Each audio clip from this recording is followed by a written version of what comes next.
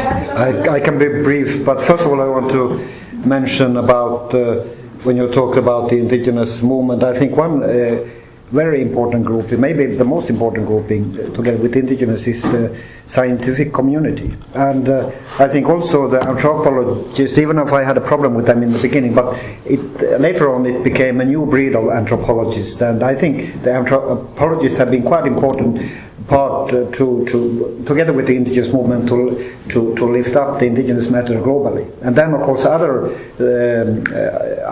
parts of the academy also jumped on the train. So I think in that sense I mean that the scientific community have been even more important than the politicians, because you produce the knowledge and hopefully the decision making is knowledge based. So that's. But talking about rights, it is on the way. We are now recognized as a people. This means that we have also right to self-determination. And I think when this was passed, I think we were quite surprised, because it has been a big resistance. And the chairman of the committee who was in charge of this work, when this was decided, he's a green one, and he's minister now. I asked him, what is the rationale behind? He said, I don't know.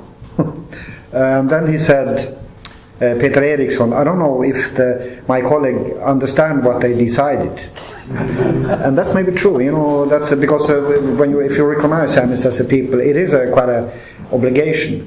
So it is actually, but that's Sweden, because already in 1977 the Swedish Parliament recognized Samis as an indigenous people in their own territory, and at that time it was quite radical if you look on a global level. But Sweden has been good on principles, but less, maybe not so good in implementing these policies. And the main problem now, actually, but that's not the only problem for Samis. It is a question about land rights, about resources, and that's a really tricky one. And if you take U.S. for instance, especially when Mr. Obama, President Obama, went to power, it has dramatically changed the policy of indigenous peoples in the U.S.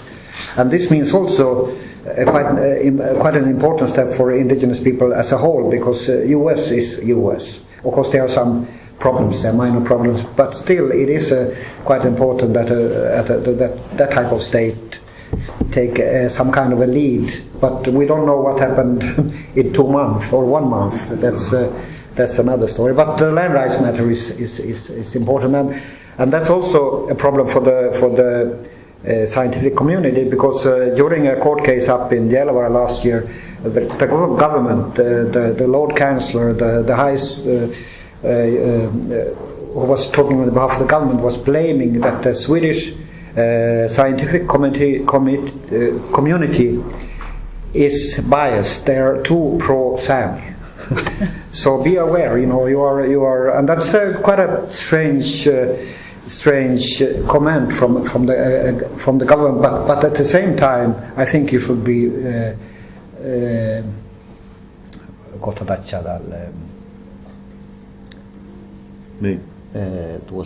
you should be proud, because that's a very good view from the government, saying that you have made a good work. I'd like to ask you, Maxida, we were talking about progress, we were talking about things maybe slowly getting better. Are they, in your perspective? And if so, is it going too slow? I'm thinking of your kind of activism and even being called a Sami terrorist. I think it's, we live in a time where we can see 3 very different generations. We have my grandparents' generation, they were nomads, and my parents' generation, which were these, not the silent, but the ones that Sweden really tried to keep silent and the parents tried to protect. And then now my generation, we are brought up with all these issues that didn't really exist like 30 years ago. All of my friends have heritage from somewhere else. I mean, they're not just Swedes anymore. So I think this is a question about generations. Like, it's gone so quickly from my grandparents' way of living to how we live today. Is it getting better? I think that we are actually living the same way that the Samis lived 100 years ago. It's just very modernized. Sweden is, like Lars-Anders said, very good in principles. Like Sweden, they are good at looking good, saying the right things. And when people hear about Sweden, they hear about this safe country where everyone's welcome. We take care of each other. All of my indigenous friends, and I have a lot of indigenous friends, see Sweden as this fairy tale land. We have such a dark history, and Sweden are experts in keeping those things quiet. The last Sami that got sterilized in Sweden was in 1975, and nobody knows about this because we don't educate people about this. So if you don't know the indigenous history, you don't believe what the indigenous people are telling you today because they still think this is some kind of a fairy tale.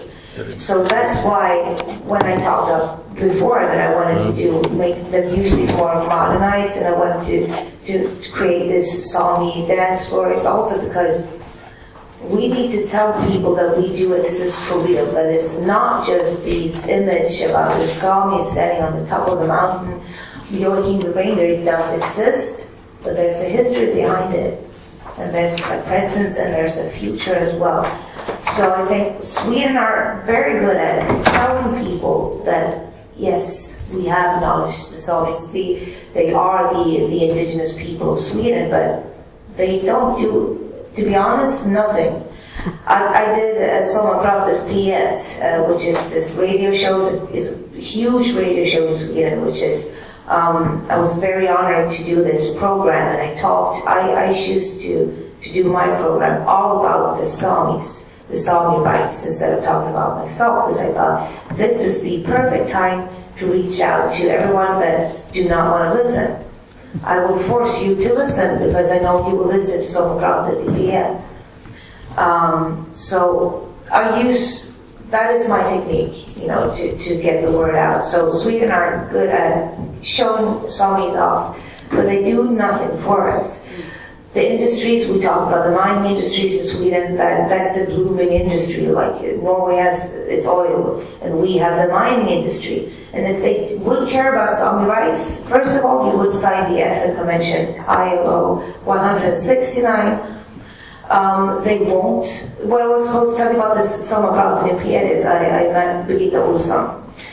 She's a politician. I have a lot of friends now in politics, in Swedish politics. And I try to talk about this all the time. And all they do is nod and say, it's terrible. Wow. Is this what you're going through? Wow. But nothing happens. And that's the truth. Nothing happens. So that's why I started this rebel group. So is things getting better? No, not on the, not in Swedish politics, but I do think that we are getting stronger through social media. It's easier to connect indigenous people. We are getting stronger and bigger. I don't say that the people before me weren't. We had the same strength. It's just different times now. It's easier to get out. So we are getting stronger, more pissed off. The first generation, my grandparents' generation, they didn't have the tools, and it was so fresh. The racism was so fresh. But now developed in my generation and my daughter's generation, so it had to take time. So no, we are getting stronger, but the politics, no. And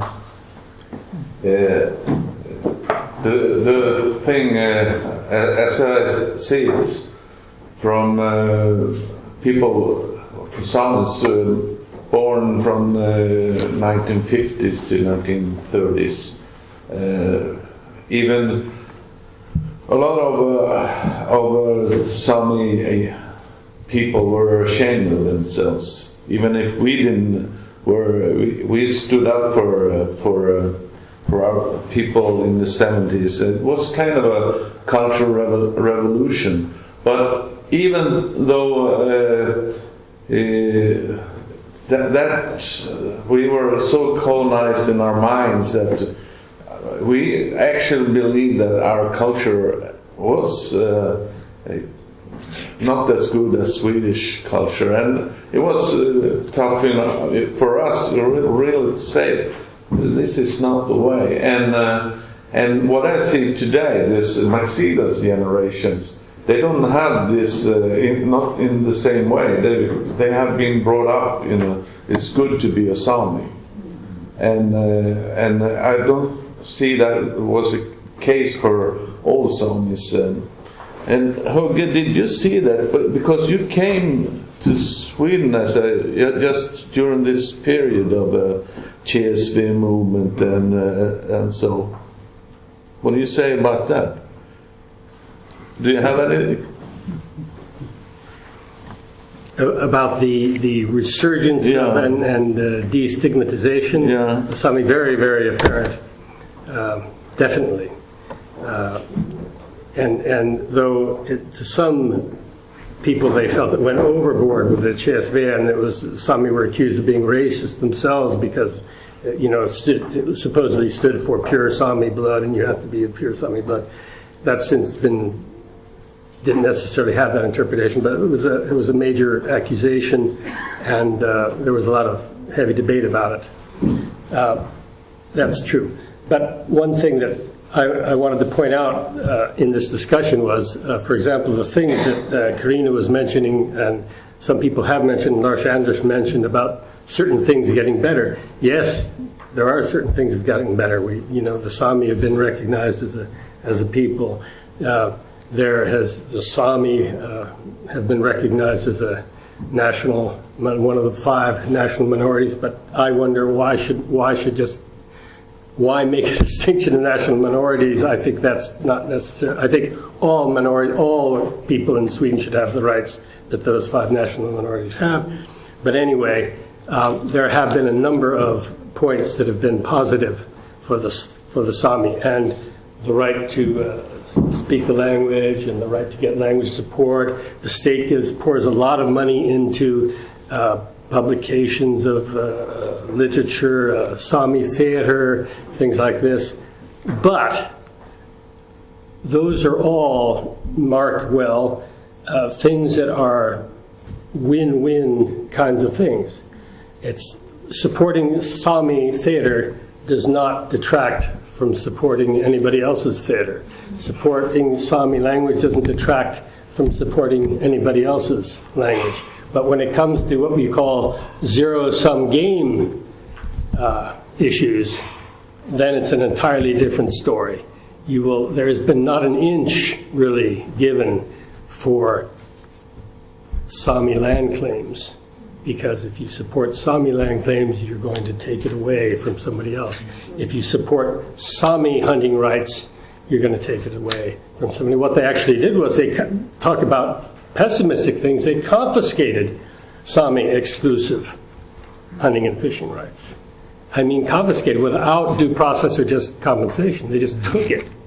And they attached it to the same bill that created the Sameting. In a very, very underhanded way, they said, in effect, take the Sameting and swallow this confiscation of your hunting rights, or no Sameting at all.